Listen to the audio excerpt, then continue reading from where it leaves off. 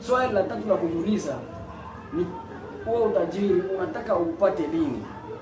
Ni lazima uweze kuwa na tarehe na mwezi na mwaka ambao unataka uweze kufikia huo utajiri. Maana usipokuwa na wakati ya kuweza kufikia huo utajiri wako, unaanza kukutana unatumika maisha yako yote ukitafuta utajiri na ukakosa huo utajiri. Kwa hiyo ni muhimu sana uweze kuweka tarehe na mwezi na mwaka ambao unataka uweze kupata huo utajiri, ama uweze kuwa tayari umefikia huo utajiri. Weka kikomo. Kwa mfano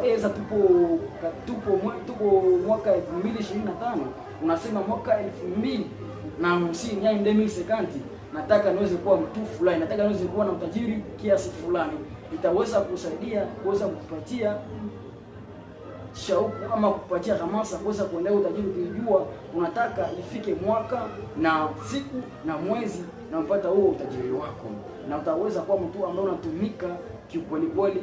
Utakuwa mtu ambaye una nidhamu, maana unajua utajiri unaotaka unahitaji muda wako, unahitaji juhudi, unahitaji bidii, na hapo ndipo utakaofikia utajiri wako. Swali la kujiuliza la mwisho